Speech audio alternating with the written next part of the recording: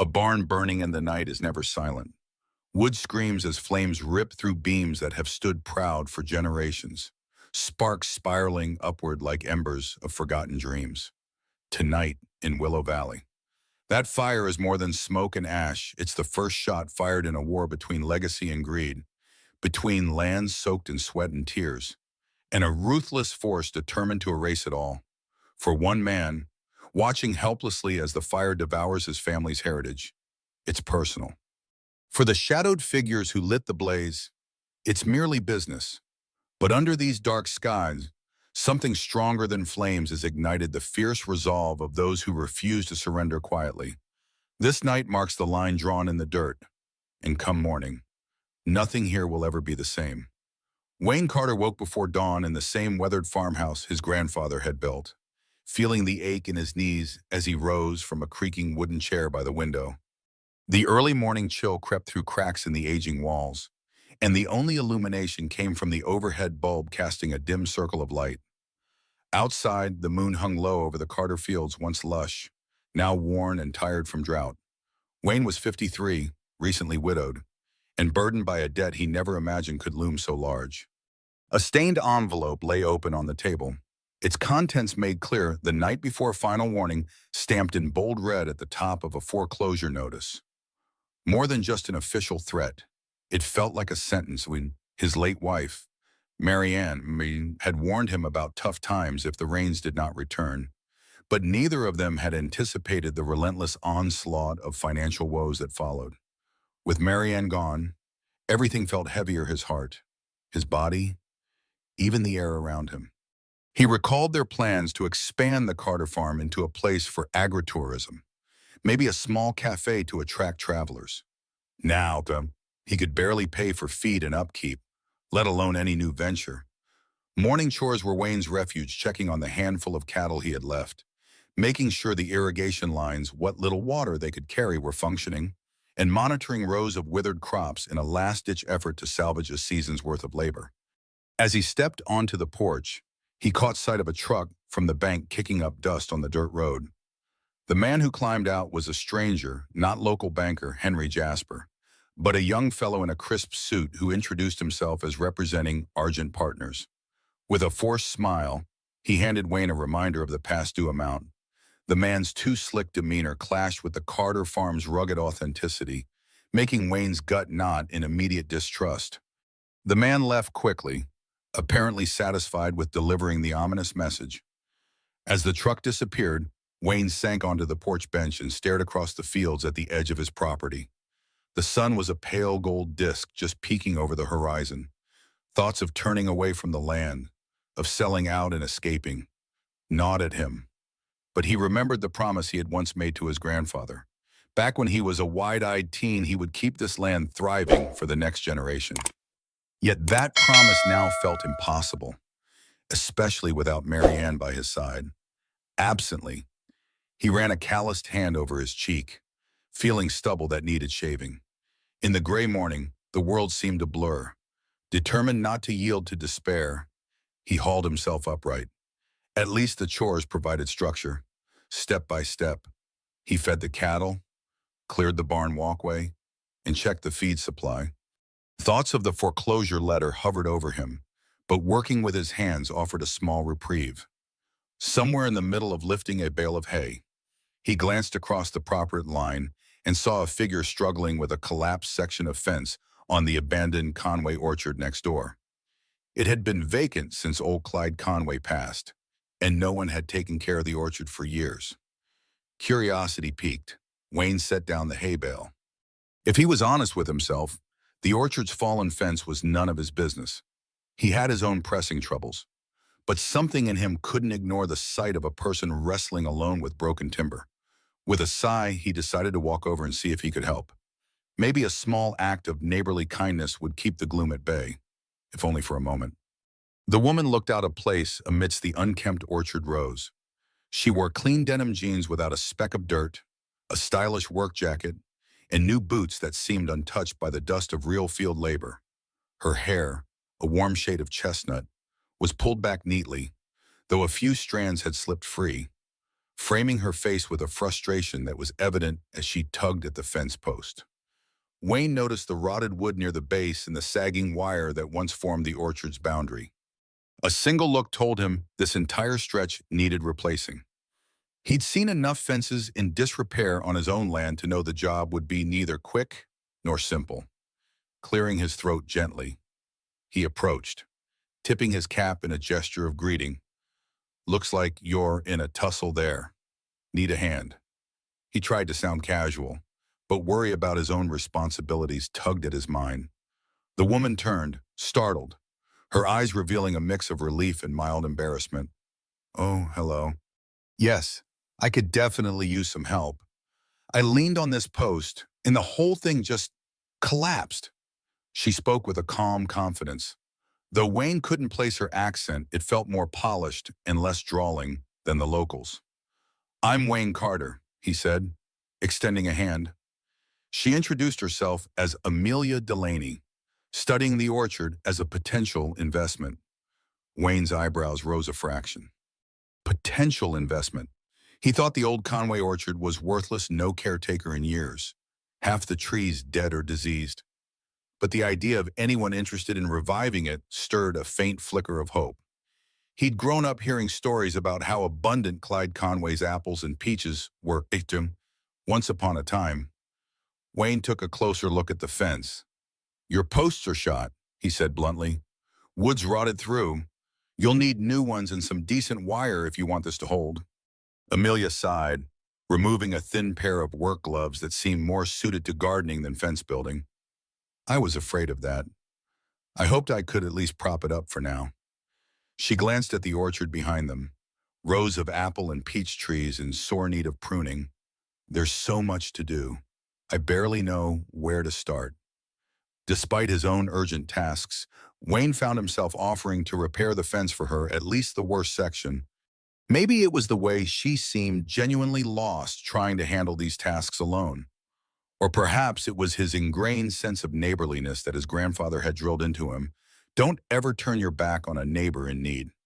Amelia offered to pay him, but Wayne waved her off initially, saying he had some spare fence posts lying around. The truth was, he couldn't really afford to give away anything these days. But something about her earnestness made him want to help. They worked side by side under the late morning sun, Wayne showing her how to dig new post holes and set them correctly so they wouldn't lean over time. She labored diligently, though it was clear she lacked experience. Each time Amelia asked a question, Wayne felt a small surge of satisfaction at being able to share his knowledge. Perhaps it was the novelty of teaching someone who truly wanted to listen, or perhaps it was that spark of human connection he had missed ever since Marianne's passing. By the time they had replaced a few posts and reattached some wire, both had broken a sweat, but there was a simple gratification in seeing a small task completed.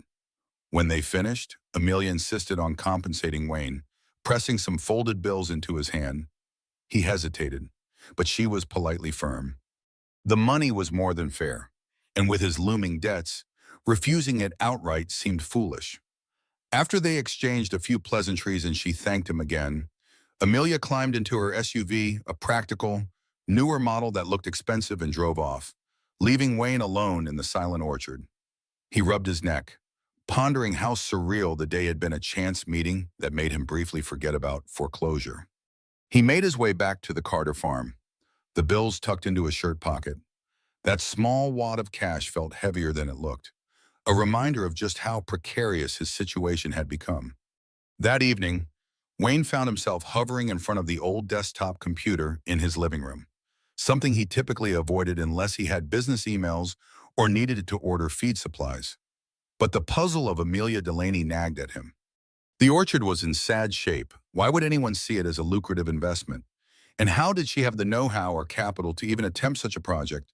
He typed her name into a search engine, not expecting much, but was quickly surprised to find numerous articles and news pieces about Delaney Agricultural Solutions, a company pioneering sustainable methods and cooperative farming models in several Midwestern states.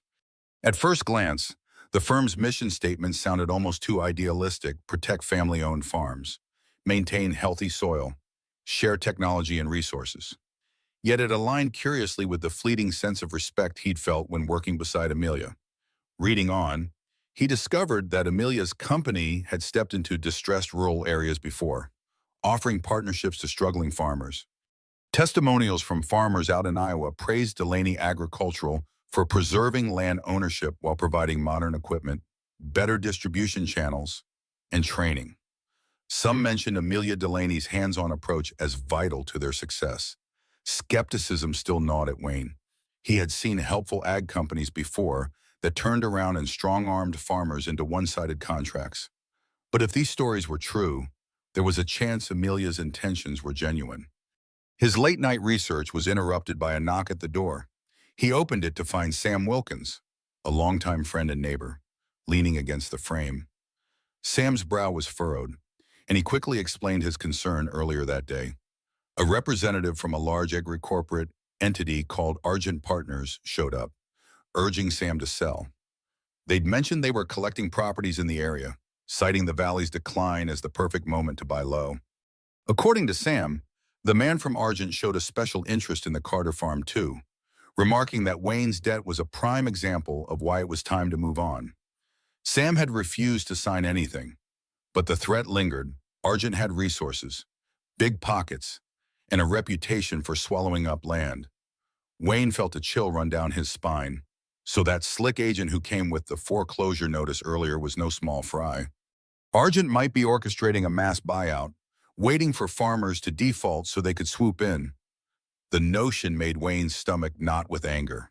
This land was more than acreage in value. This was his family legacy. Sam's visit ended with a handshake and a grim mutual understanding. Times were about to get worse, and they needed to be prepared. Returning to the computer, Wayne searched Argent Partners' farmland acquisitions. Countless horror stories emerged, small towns decimated, local economies folded into a corporate structure, families forced off ancestral land. He read about lawsuits claiming illegal intimidation tactics. Though results were inconclusive, the feeling of being cornered closed around him. With a final, exasperated sigh, he shut down the computer. In just 24 hours, the Carter farm had gone from a personal crisis to a potential battleground in a larger corporate war. Sleep was hard to come by that night, even with exhaustion pulling him down. Wayne's mind raced with images of dusty auction blocks, big men in suits driving him off his property, and a silent orchard next door that might hold more answers than he realized. The next day, as Wayne fed the few remaining cattle before sunrise, headlights pierced the early morning gloom. A familiar SUV pulled up by the barn. He wiped his brow and walked over to greet Amelia Delaney, who stepped out carrying a thermos and a paper bag. She offered him a friendly smile, apologizing if she'd come too early. "I brought coffee and some fresh pastries," she explained. "Figured you might need a real breakfast after yesterday's work." Her thoughtfulness caught Wayne off guard. He wasn't used to visitors bringing him anything besides warnings or bills.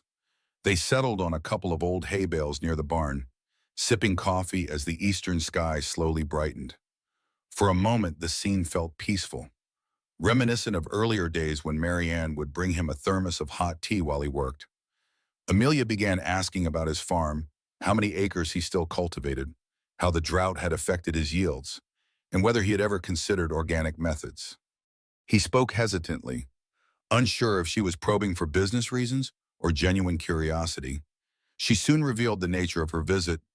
"Wayne," she said, voice calm but determined, "I'm planning to buy the old Conway orchard, but I don't want to stop there. My company specializes in forming cooperative farming networks.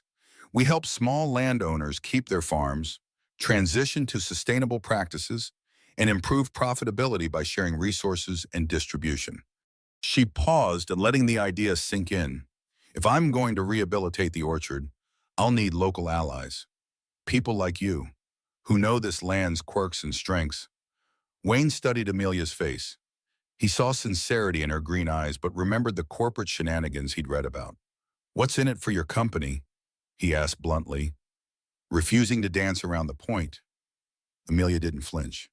She explained that while Delaney Agricultural Solutions did earn a profit, The primary goal was to empower small farmers to become more resilient.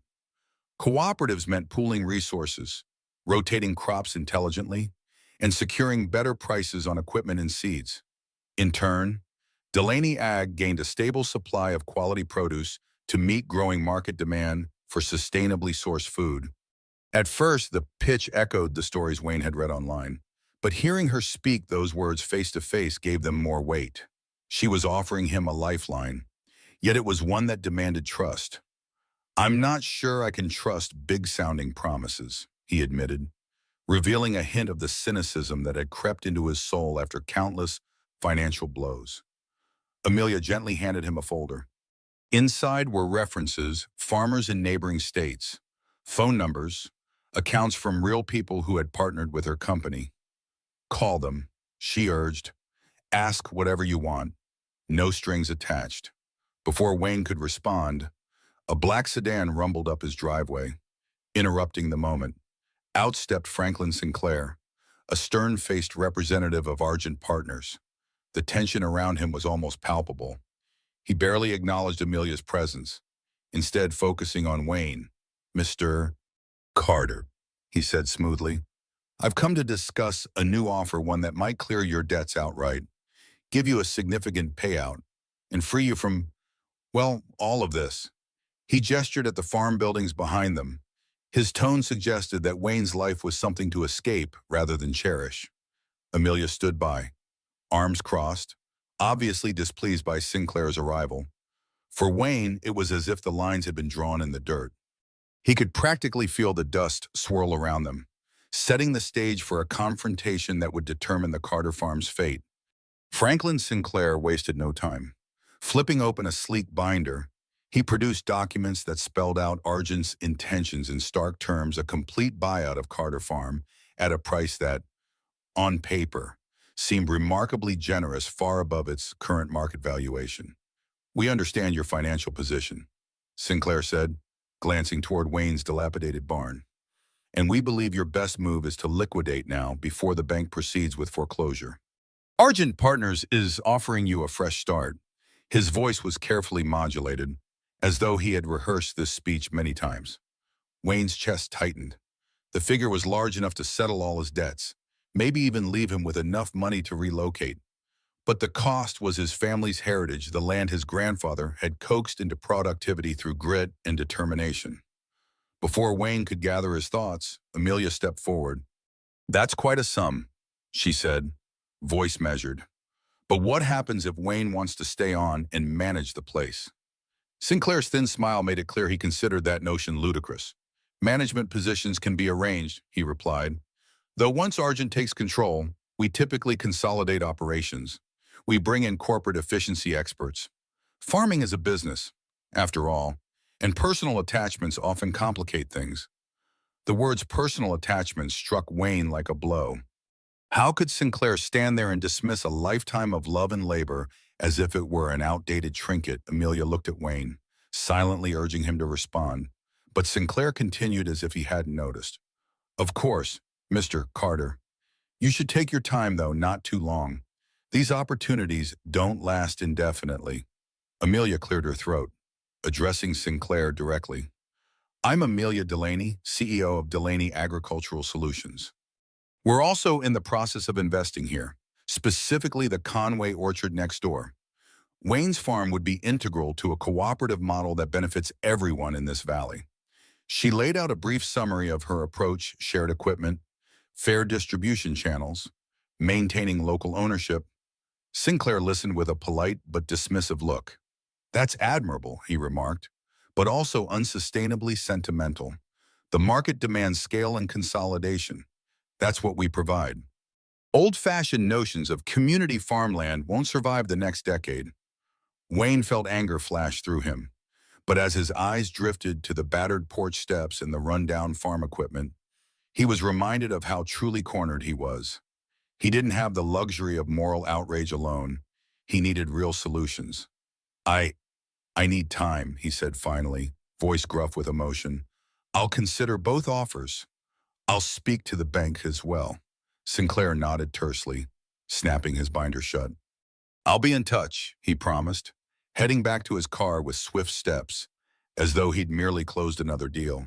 In the quiet that followed, Amelia reached out and placed a hand lightly on Wayne's arm.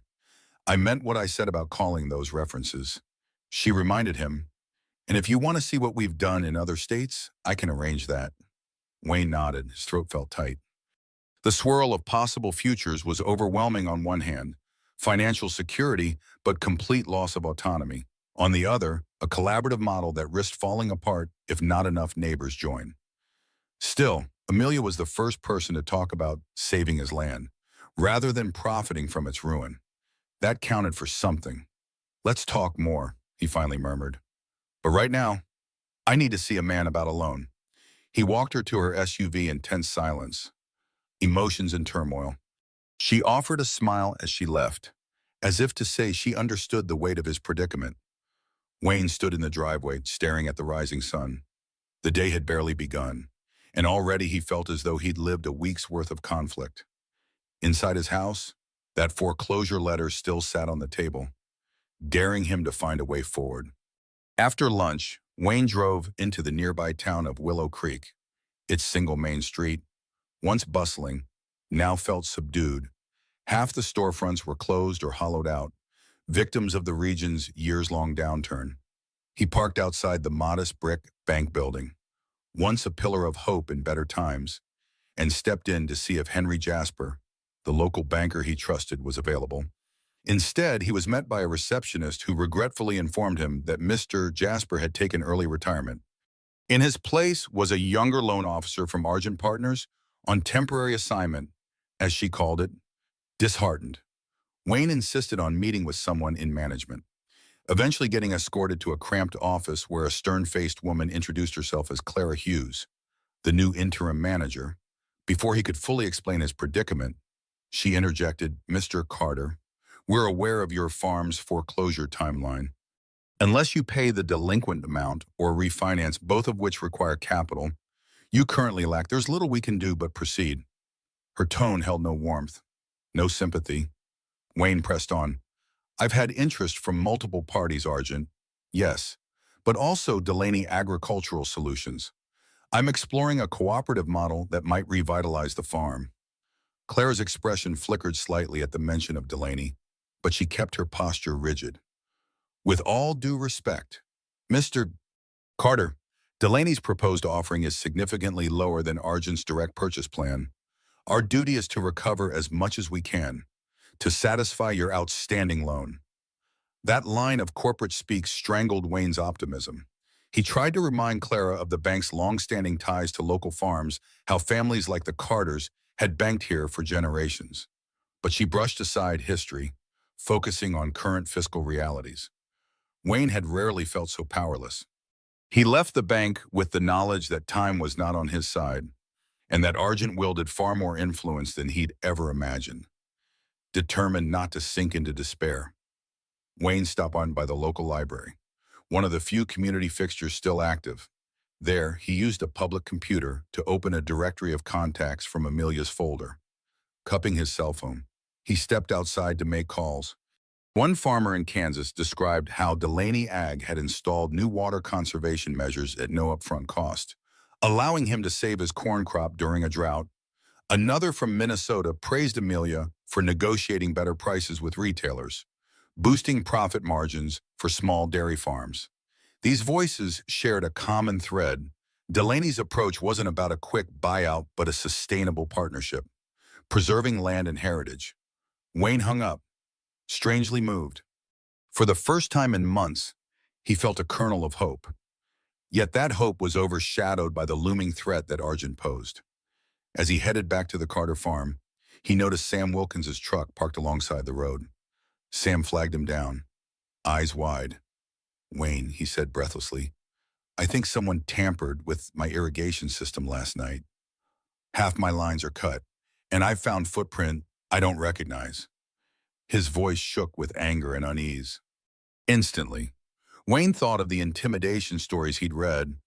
Argent, or whoever they hired locally, seemed willing to push. Wayne gritted his teeth. "I'll come help you see what's what," he said, feeling a churn of fear and fury. If they were cutting Sam's lines now, it could be Wayne's fence or barn next. Tension mounted like a heavy storm cloud on the horizon. The fight for his farm and for the entire valley wasn't just about numbers on a ledger anymore. The sabotage on Sam Wilkins' land proved more sinister than Wayne first suspected. When they arrived at Sam's fields, they found freshly cut irrigation lines and footprints scuffing the soil, two sets of them. Torn hoses, once critical for carrying precious water, now lay in tangled piles. Sam explained how he discovered the damage at dawn. It's not accidental. Wayne, this is deliberate. The sick feeling in Wayne's stomach deepened. They spent the afternoon patching hoses and relaying lines. The scorching sun baked the clay-rich soil, making the labor exhausting. Yet more than physical strain, it was the mental weight that pressed on them. Sam's fear was evident. "I have a family," he muttered. "I can't afford big repairs. If I lose this crop, I'm done for." Wayne recognized the desperation in Sam's voice. He'd felt it himself countless times in the past few weeks. Then came a call on Sam's cell phone. It was from an unknown number, but Sam answered on speaker. A man's voice, chilling in its casual cruelty, said something about "our generous offer still stands." Sam bristled, shouting back, but the man simply ended the call. Wayne clenched his fists, anger pulsing in his chest. This was no random act. It was intimidation, pure and simple. That evening, Wayne went back to Carter Farm restless. He walked his property lines as dusk settled, scanning for signs of tampering. His barn stood at the far corner of the acreage, silent against the gloaming sky. He recalled how he and Marianne had once stored boxes of dried wildflower seeds there, planning to sow them across the field as a homage to her mother. Those plans had evaporated with the drought and their mounting debts, but the memory clung to him like a ghost. Inside the barn, he checked his tool bench, found nothing out of place. Yet he couldn't shake the feeling that the next attack might be aimed at him. With trembling fingers, he tested the lock on the barn door, ensuring it was secure. In the dim interior, his eyes landed on a row of old family photos pinned to a dusty corkboard, grainy pictures of Carter men and women, smiling in front of bountiful harvests from decades past. He swore softly. He was tired of seeing his inheritance, his life's work, threatened by a faceless corporate machine. That night, Wayne placed a call to Amelia. His nerves jangled with every ring until she picked up. He told her about the irrigation sabotage, about how Sam had been threatened. Amelia's voice grew tense, but not surprised. "We've encountered these tactics before," she said quietly.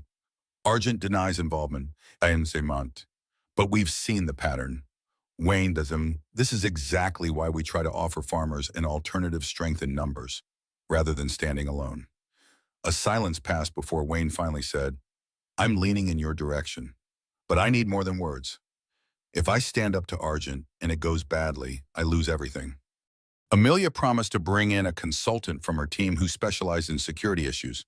She also mentioned a meeting she wanted to hold with local farmers at the old diner in Willow Creek to discuss forming a cooperative alliance. "If we can gather enough support, Argent won't be able to bully us individually," she said.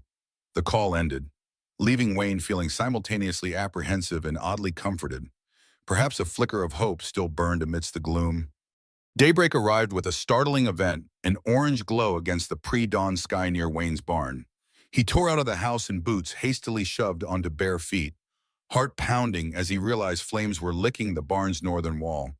Racing to his truck, he fumbled for a fire extinguisher he kept for emergencies, but the blaze was already too big. He dialed the local volunteer fire department, breath ragged. Within minutes, though, it felt like hours, firefighters arrived, dousing the structure. Neighbors, alerted by the smoke, drove up with buckets of water and wet blankets. In the aftermath, Wayne surveyed the damage. The barn's northern wall was scorched black, beams still smoldering. A portion of the roof had caved in. The volunteer fire chief approached grimly. "We found traces of accelerant," she said softly. "Looks like someone wanted to make sure it caught fast." Wayne's fists clenched. This was no random accident. Sam Wilkins and a few other locals, including a stern-faced older rancher named Bill Thompson, approached to offer condolences. The talk quickly shifted to suspicion. Argent is behind this. Bill spat, voice trembling with anger. They want to scare us into selling. Wayne nodded, though part of him still hoped it was just some sick prank, yet the pattern was too strong to ignore. That afternoon, when Wayne's phone rang, he half expected it to be another threat. Instead, it was Amelia, who had heard the news. She arrived an hour later in a pickup truck, accompanied by a security specialist from her company. They assessed the damage, took photos of the barn's charred timbers, and recorded statements from neighbors who saw suspicious lights before the fire started. For the first time, Wayne felt he wasn't fighting this alone. Amelia's presence was a steadying force. Neighbors trickled in, bearing gestures of support tools, extra lumber, even homemade meals. In their worried faces, Wayne saw a reflection of the community's vulnerability. They were good, hardworking people who had withstood storms and droughts. But this brand of targeted intimidation was new.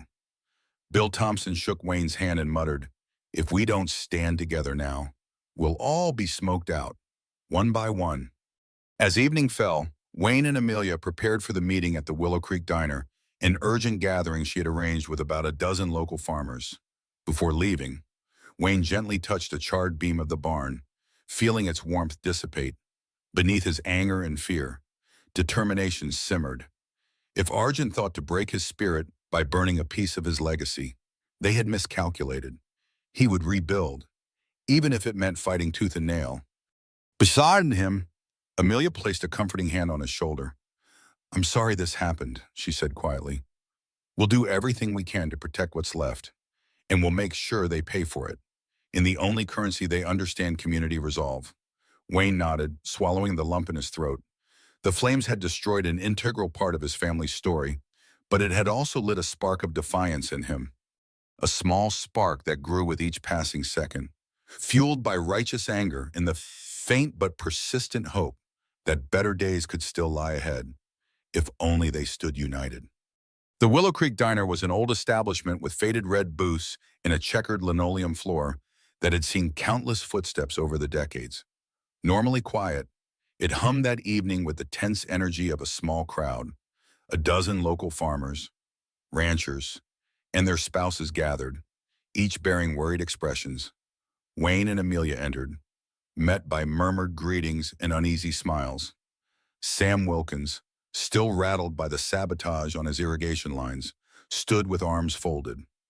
Bill Thompson sipped coffee in a corner booth, eyeing the entrance warily every time the bell chimed. Amelia took a seat at the front of the diner, motioning for people to gather around. Once they quieted down, she introduced herself formally. "I'm Amelia Delaney, CEO of Delaney Agricultural Solutions. My company is working on a cooperative model that's kept hundreds of small farms from going under. We want to bring that model here to Willow Valley. But we need your support, your trust to stand against Argent's aggression." Her voice was steady, exuding both professionalism and a genuine plea for solidarity. She laid out the basics of the cooperative: a shared pool of equipment, a centralized distribution system for produce, and integrated marketing. "If enough of you join, we can negotiate collectively for seed, fertilizer, and even insurance. We'll also apply for grants that favor sustainable farming." She continued, "The orchard I'm purchasing, Conway Orchard, would serve as our processing hub and demonstration farm." Then she paused, glanced at Wayne, and added, "Wayne Carter here, he has already experienced how far Argent is willing to go. They tried to burn him out. Do we want that to be the fate of every family farm in this valley?" A hush fell. Some looked to Wayne, remembering the barn fire. Others stared at the floor. Finally, Sam Wilkins cleared his throat. "I can't deny that their intimidation is real. They destroyed my irrigation lines. I'm leaning toward joining Amelia's initiative because if we don't unite, we'll all be picked off. But what's it cost us? We share our profits, our decision-making power." Amelia nodded, as if expecting the question. "We design cooperative terms together. Typically, Delaney Ag takes a percentage of profits to cover overhead and reinvest in technology or infrastructure for the group. But land ownership stays with you. We're not buying you out, we're helping you modernize and sustain your farms. She handed out pamphlets with more detailed breakdowns. Another farmer, Marta Ruiz, asked if they'd have to convert to organic. Amelia explained that while organic was ideal, it wasn't mandatory. They'd strive for sustainable methods that reduce chemical reliance gradually, depending on each farm's constraints. The conversation grew animated, with nearly everyone chiming in. Some concerns were about short-term costs, others about the risk of cooperating with a big outside firm. But as they spoke, the overarching theme was fear. Fear of Argent's heavy-handed tactics, fear of losing generational land, fear of being left with nothing. Wayne observed quietly, moved by the raw emotions swirling through the group. Yes, there were doubts about Amelia, but the barn fire had shaken them all. Bill Thompson eventually stood up, voice gravelly. I'm old enough to remember when neighbors helped each other build a barn or harvest a crop without question. Maybe this cooperative is just a modern version of that old neighborly spirit. I, for one, am willing to try. His words settled over them, forging a path forward. After a show of hands, Amelia had enough initial support to proceed. She promised to draw up partnership drafts to review within a week. The meeting concluded on a cautious but hopeful note, as if they had forged a fragile alliance in the face of an encroaching storm. While the diner meeting marked an important shift, a new wave of pressure from Argent arrived within days. Farmers who had shown interest in Amelia's cooperative were visited by Argent representatives promising better deals, cash offers so high they seemed absurd. Sam Wilkins received phone calls at odd hours warning him that refusing Argent's money would cost him dearly. Meanwhile, Bill Thompson woke one morning to find an ominous note nailed to his fence, simply reading, "Time's up." News of these incidents spread like wildfire across Willow Valley, leaving the community more anxious than ever. Wayne, still smarting from the barn fire, refused to let fear dictate his next move. He spent long days helping neighbors repair damage, checking fences, and quietly coordinating with Amelia's security consultant, who documented every instance of sabotage. At night, Wayne pored over cooperative agreements Amelia provided, scanning the fine print, searching for hidden traps. But each time he found only fair terms: joint ownership of equipment, collective bargaining for supplies, and a modest profit-sharing structure that protected land rights. Despite the tension, Amelia continued work on the Conway orchard. She hired a local crew to begin repairs on the dilapidated orchard house and barns. New irrigation piping arrived, along with horticultural experts who assessed the aging fruit trees. Wayne visited the orchard occasionally, impressed by the flurry of activity and the calm, methodical way Amelia oversaw each stage. Standing beside a row of half-dead apple trees, she confided in him how she planned to revitalize them through pruning, grafting, and improved soil management. "It'll take a couple of seasons," she explained, "but these trees still have life in them, just like this whole valley." One afternoon, Wayne found Amelia alone in the orchard's aging farmhouse, scanning through yellowed property records. She looked up, a serious glint in her eyes. "Did you know the Conways and the Carters once co-owned a huge swath of this valley?" she asked. Wayne frowned. He vaguely recalled family lore about a shared boundary, a handshake agreement that split the orchard from the farmland. "It goes deeper than that," Amelia continued. "I found documents showing that your grandfather and mine were actually brothers-in-law. They had a falling out decades ago over how to develop the land. One believed in smaller, family-owned plots. The other wanted commercial expansion." The revelation struck Wayne like a jolt. Family. It felt surreal, as if the orchard he'd known all his life was more intimately tied to the Carter farm than he'd ever imagined. Amelia seemed equally moved. "I always wondered why my grandparents spoke so passionately about the farmland here. They wanted to return someday, but life took them elsewhere." She softly closed the ledger and inhaled, as though mustering courage. "I won't let Argent or anyone else destroy this place, not when our family's legacies are written into these fields." Just as the moment of shared discovery hung between them, Wayne's phone chimed a text from Sam, "Meeting at Town Hall. Now." It read, "No explanation given." Wayne showed Amelia. She nodded, lips pressed tight. Something was brewing. They locked the farmhouse and drove off together, hearts pounding with the sense that events were coming to a critical head. The orchard, their families' intertwined histories, even the fate of Willow Valley itself, all of it hinged on what they could accomplish in the face of Argent's unrelenting pressure. The town hall meeting room was more crowded than Wayne had ever seen it, with anxious faces packed shoulder to shoulder. Some farmers stood at the back, leaning against walls, arms folded. A half-dozen Argent representatives led by Franklin Sinclair had taken seats at the front, forming a formidable line in dark suits. On the other side, Amelia, Wayne, and a handful of local supporters tried to keep a calm demeanor. The mayor, a harried-looking woman named Trisha Byrne, stepped to the podium and tapped the microphone for quiet. "Thank you all for coming," she began, voice shaky but resolute. "We've had multiple complaints of vandalism and intimidation. We've also received official proposals for large-scale agricultural development, both from Argent Partners and Delaney Agricultural Solutions." She paused, scanning the faces in the crowd. "Given the spike in tensions, the council and I have decided to hold this open forum so both sides can present their visions for Willow Valley's future." Franklin Sinclair rose first, impeccably dressed, the epitome of corporate efficiency. He spoke in polished tones, describing Argent's plan to modernize farmland, consolidate resources, and introduce cutting-edge technology. Over the murmurs, he breezed through slides on a projector that displayed large yields, precise irrigation systems, and smiling corporate employees.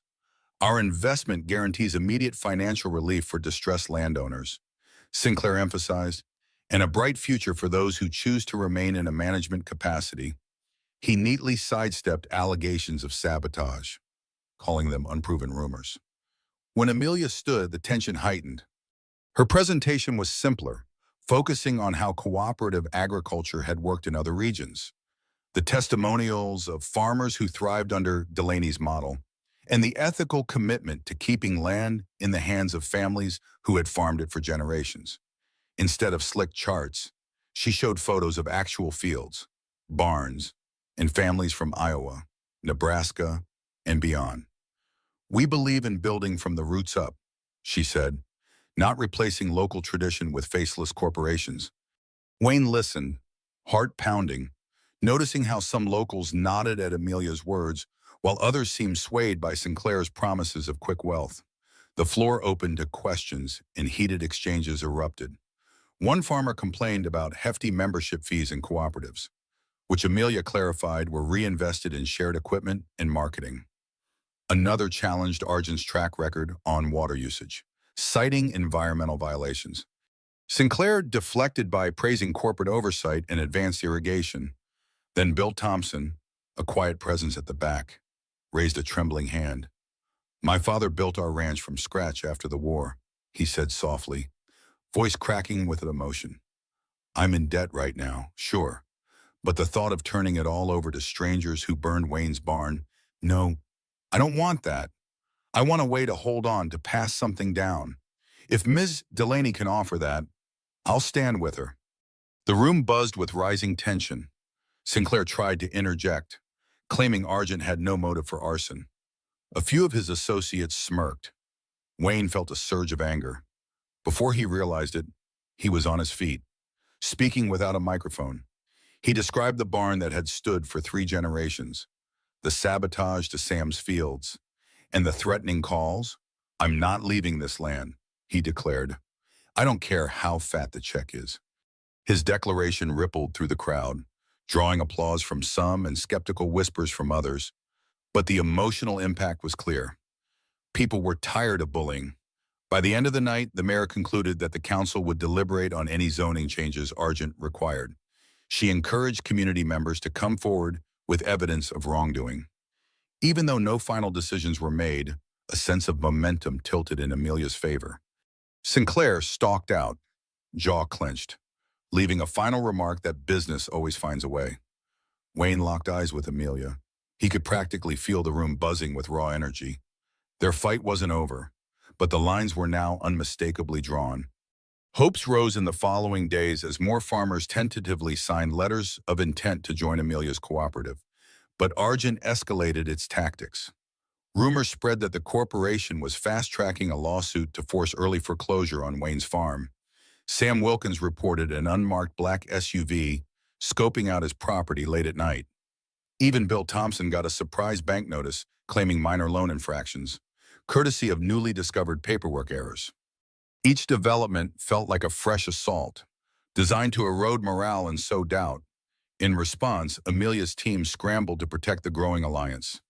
The security consultant documented every suspicious act, preparing a case to present to both the local authorities and, if necessary, higher legal authorities. Meanwhile, Amelia herself was finalizing the purchase of the Conway Orchard, a closing date set for the following week.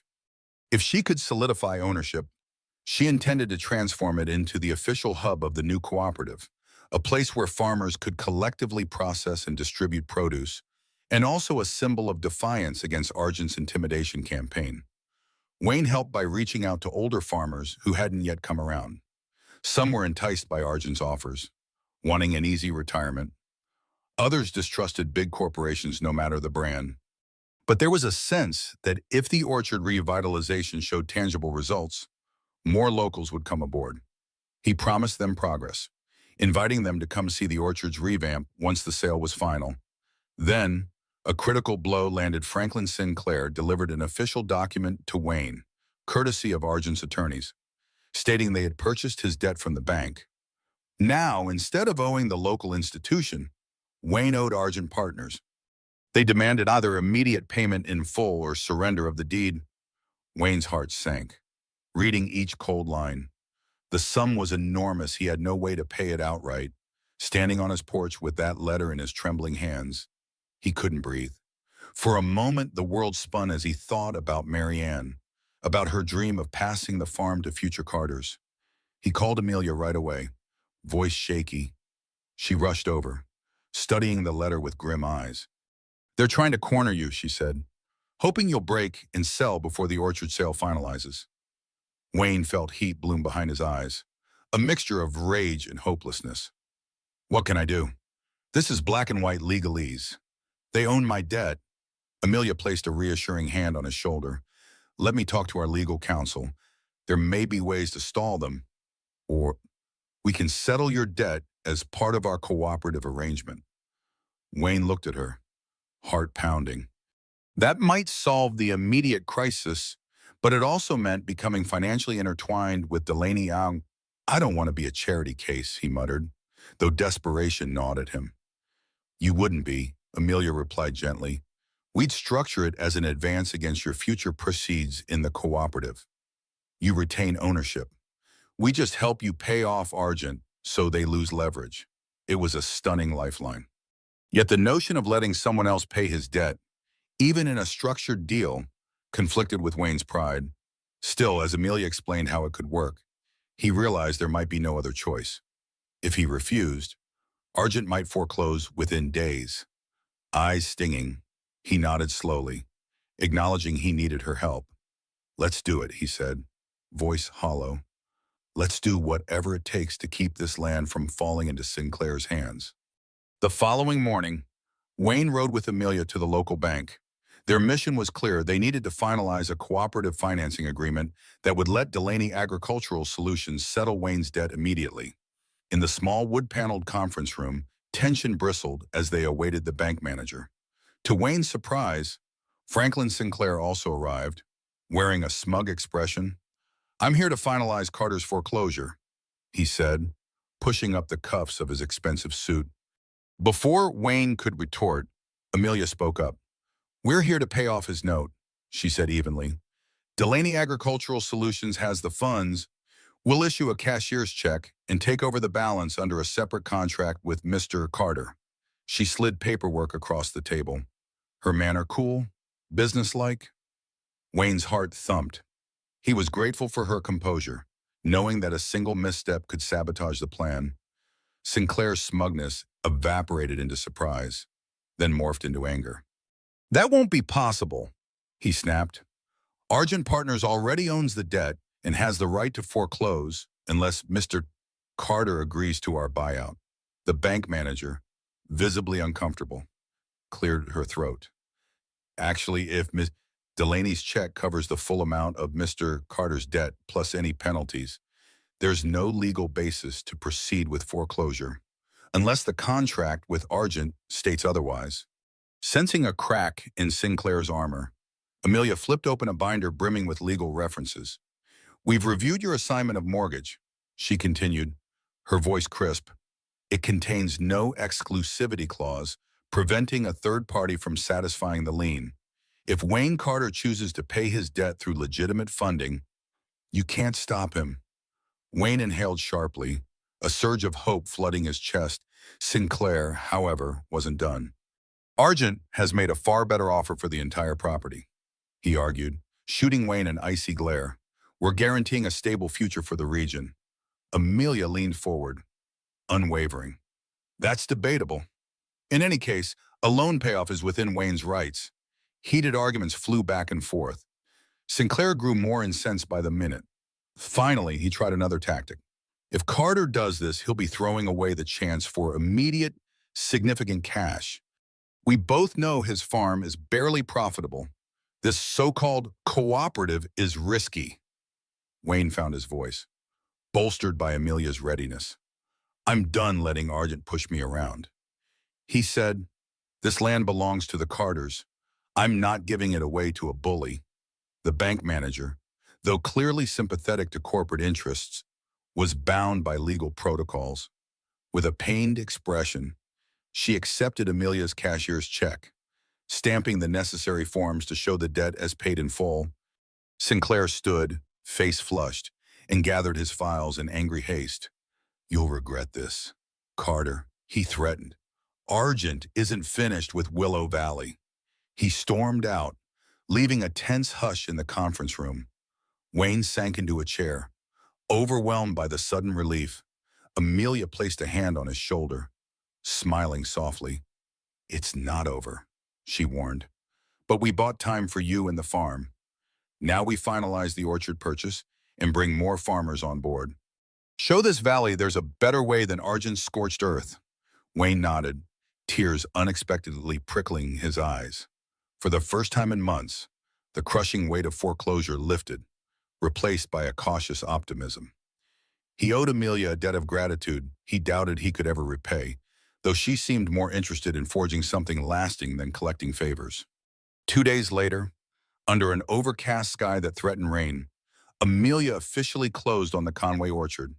She didn't celebrate with a champagne or fanfare. Instead, she and Wayne oversaw a team of contractors who rolled in with supplies to begin refurbishing the old orchard house. Rusty irrigation lines were being dismantled in preparation for modern drip systems. Horticultural experts started mapping out which sections of apple and peach trees could be saved and which required replanting.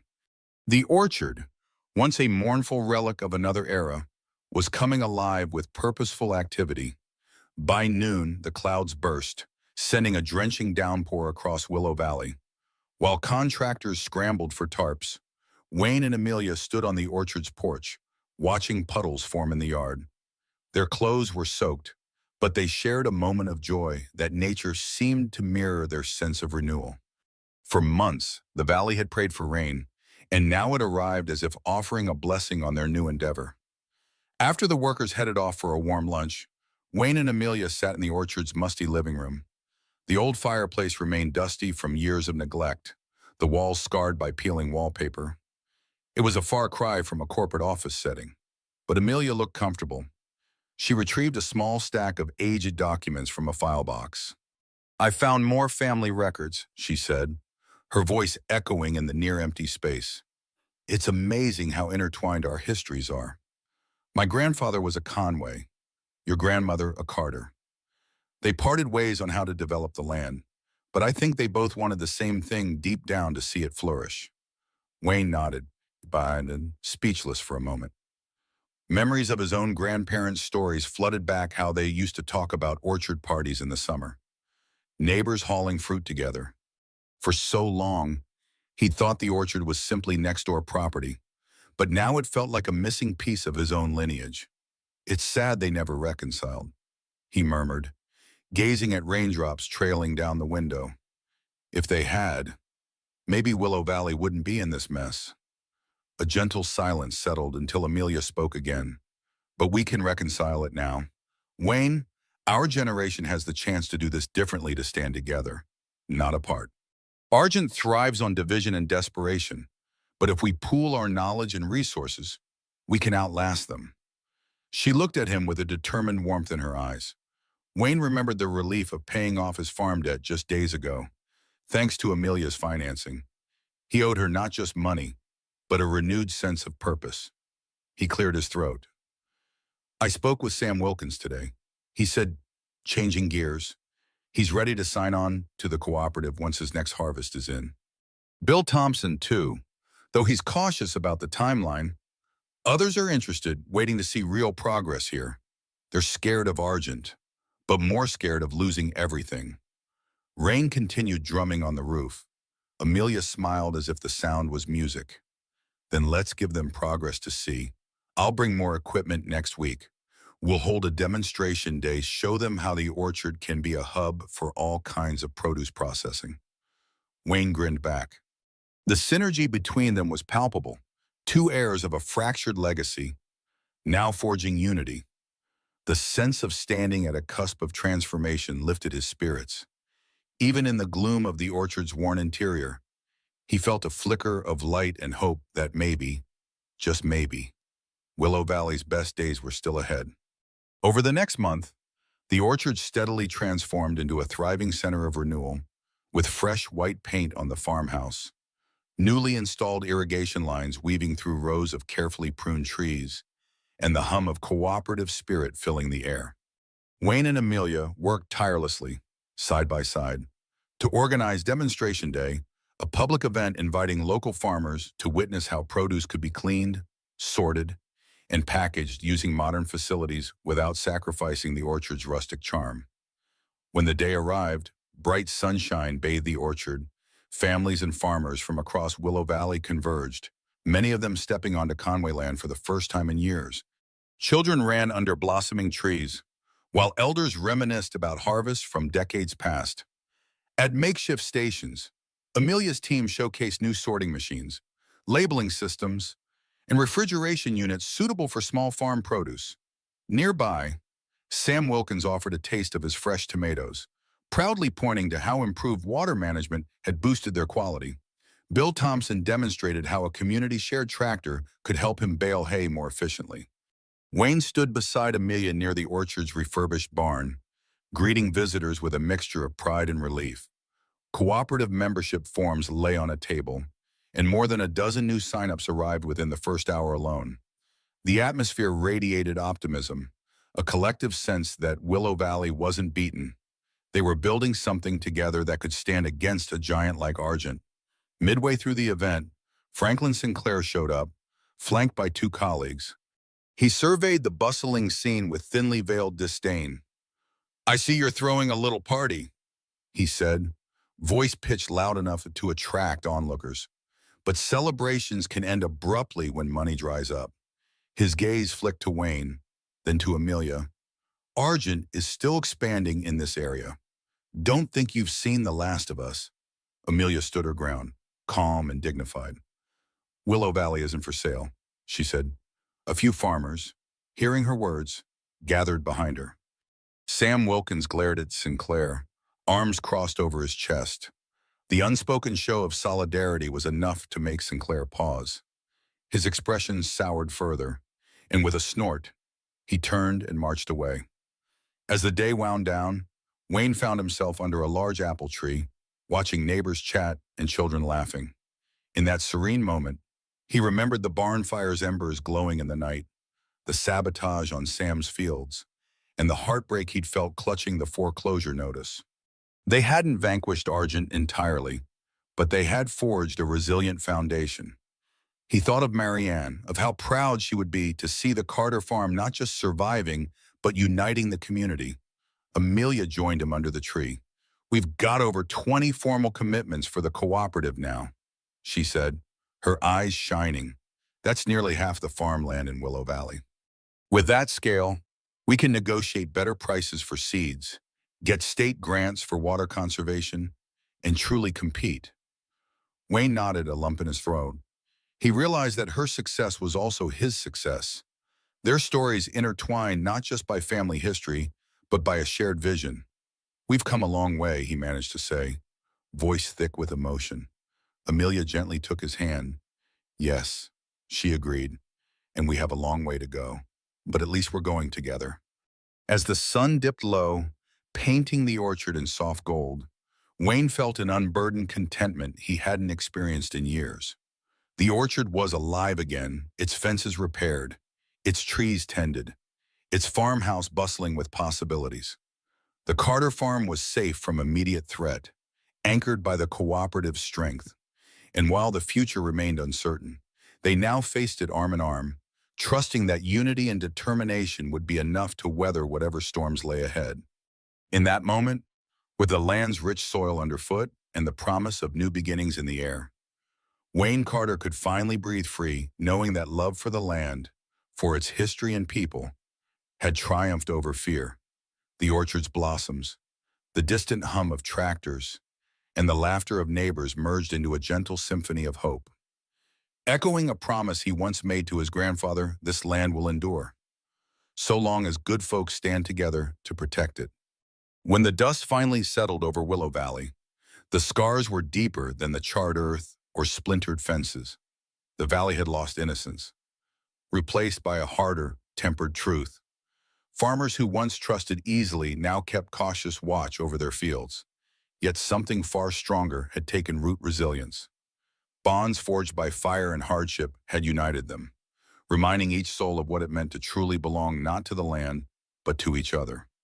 The cost had been heavy, the barns burned, the land bruised, dreams nearly broken. But what they gained was immeasurable. Hope, reborn from ashes. Pride, sharpened by struggle. And an unspoken promise that echoed softly through every sunrise that followed. As the valley slowly healed, the winds whispered gently through crops restored, barns rebuilt, and fences mended stronger than before. But as twilight painted the horizon in shades of amber and gold, one quiet truth lingered: battles for the land might end, but the fight to protect what matters most never truly does. And now, as you watch the sun set over your own valley, your own battles fresh or distant, I wonder, when tested by fire, who or what would you fight to protect